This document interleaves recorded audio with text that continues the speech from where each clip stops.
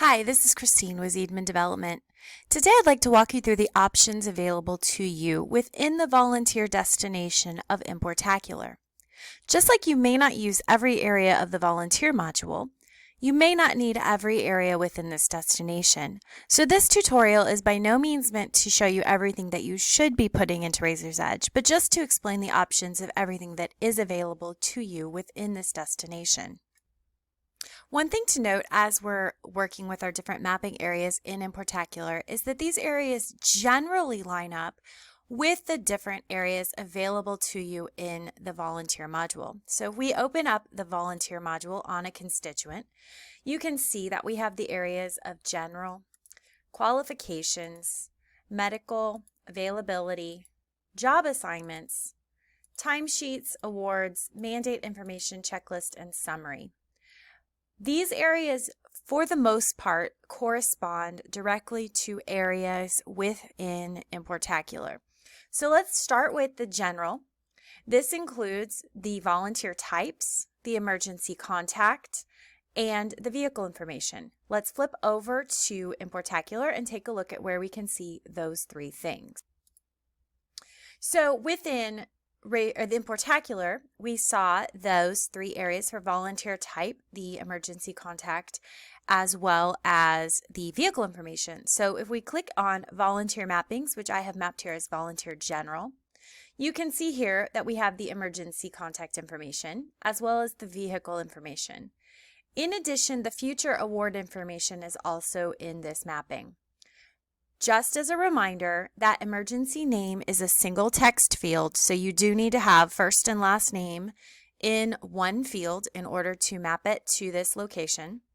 And the emergency relations do need to be based off of the relationship code table in Razor's Edge. So you won't be able to create additional relationships here unless you want those added to the same code table that you're using for all of your other relationships within Razor's Edge.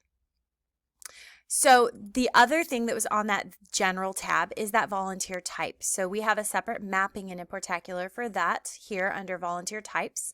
I do have one already set up, and you can look at it here where we can see that end date, the reason ended, a start date, a status, and a volunteer type. Let's go back to Razor's Edge and take a quick look at the next section that you would find in the volunteer module. So let's go to our qualifications. So within Razor's Edge, the qualifications give you a skills and experience section as well as a courses and training section. These two sections live in two separate mappings in Importacular. So if we come back to Importacular, you can see we have skills and experience and we have courses and training. So if we click on skills and experience, we have the option here to map their skill level, their licensure, their license number, license expiration, a description of skills, and comments. And we also have the option to map courses that have been taken as well as certification that has been earned. Let's flip back over to Razor's Edge and take a look at the next section in the volunteer module.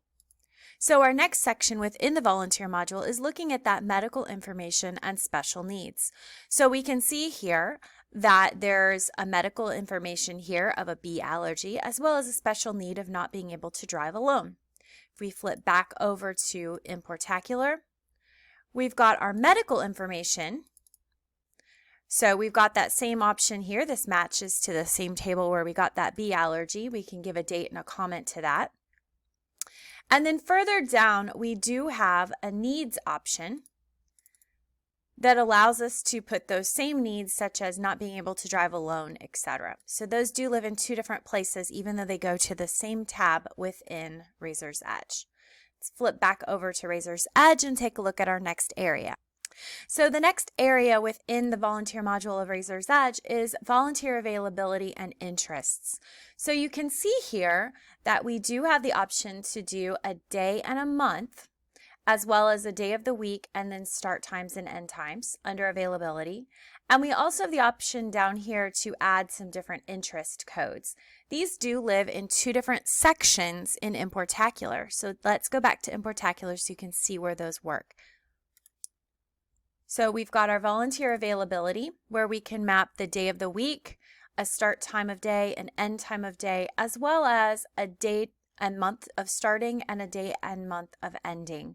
So do be aware that this does not allow you to add a year to those to and from dates. So these are not based on a calendar year, they're based on months and days of the year where there's availability. The other area is that assignment interest. So here it's just a simple row, and you can map that interest code to show what things this constituent is interested in volunteering in. So let's flip back over to Razor's Edge and take a look at the next section in the volunteer module. So the next section in the volunteer module for Razor's Edge is the job assignments. So as you know from working with job assignments in Razor's Edge, these do need to be built on the Records tab, just like campaigns, funds, and appeals and other things. You can see that over here for a record. You can see that this constituent record does have a job assignment already of lawn care, and that's been assigned here, as well as departments and positions and all of this information. So when you're mapping a job assignment within Importacular, you do need to keep all of these areas in mind. And you do need to remember that your jobs have to be created under records before you can import them through Importacular. You cannot create jobs via the process of importing in Importacular, just like you cannot create campaigns, funds, or appeals. Let's go ahead and close this job assignment and flip back to Importacular and take a look there. When we open Importacular, we can see our job assignment mapping here. And we do have our required fields for the job and the status and any other fields that you may have required within your database. You can see that the job can be selected by clicking in this area, so you can search for your jobs. You can also work with your source fields just like you can in other areas of Importacular. Let's go back to the Razor's Edge and take a look at our next section. So we can also work with our timesheets within Razor's Edge here. So you can see this timesheet that's been added in. You've got your date and your number of hours. So those can be worked with in Importacular. So let's open Importacular so you can take a look at what those are. When we open our timesheet here, you can see that our date is a required field. We also do have an option here to add the job that was worked on, as well as our position and our task and our volunteer type. And then we can add in the hours that were worked so that you can track how many hours went to the timesheet. Let's go ahead and go back to Razor's Edge and take a look at the next area.